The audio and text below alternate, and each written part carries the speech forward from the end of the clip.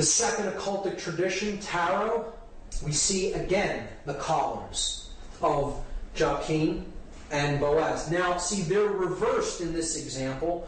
They're the same way that they are in the Kabbalistic Sephirotic tree of life.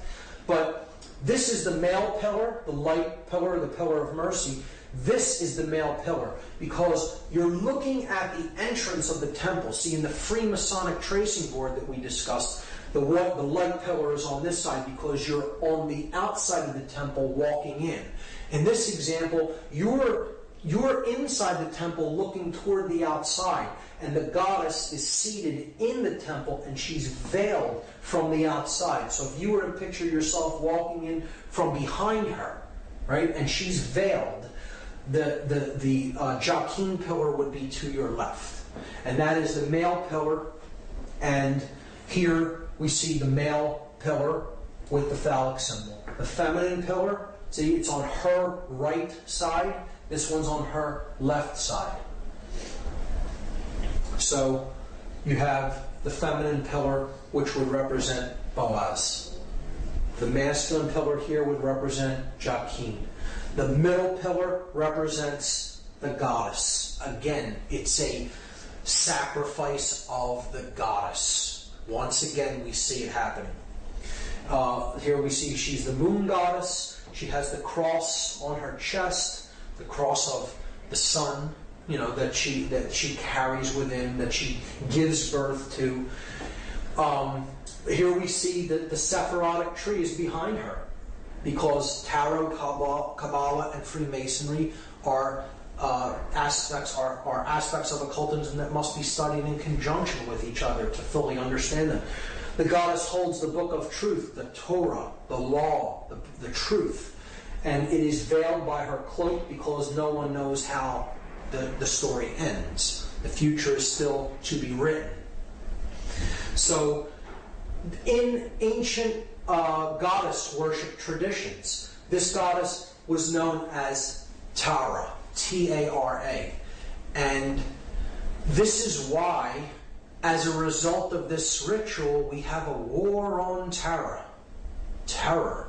But see, it's said, when it's said quickly, it morphs, and the word phonetically becomes terror. The war on terror.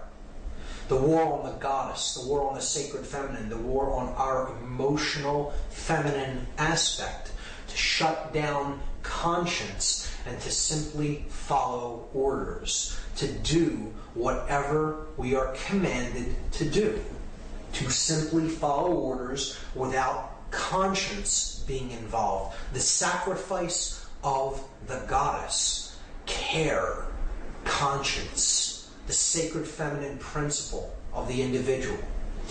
So, again, this middle pillar is the most important. It is the synthesis between the masculine and feminine energies, the other two pillars. So, the third pillar is the principle of truth, because another name for this goddess in Egyptian tradition was Taurt.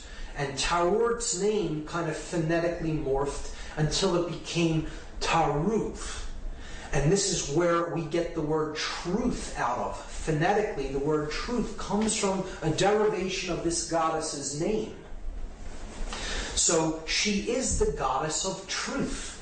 Now this is why there is a 9/11 truth movement, because they took too big of a chance in completing the ritual when no plane had hit it.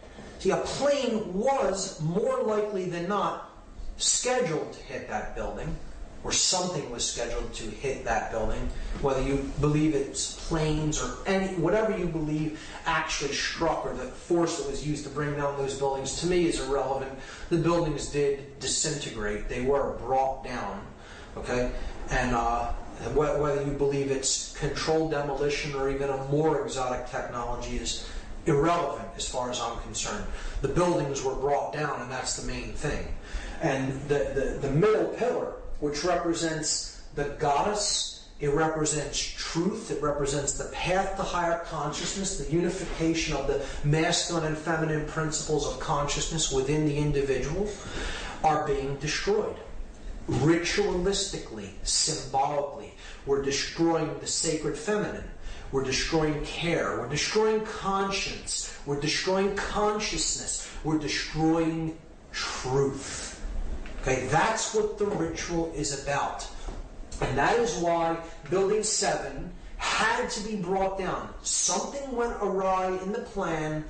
Whatever was supposed to happen physically to that building didn't happen when it was really scheduled to happen, because clearly these buildings were wired with explosives well in advance of the actual ritual taking place, because that, explosions did happen from within the building and no one could have wired them on that day. So something happened and they could not take it down as they wanted to, but they would not leave the pillar up.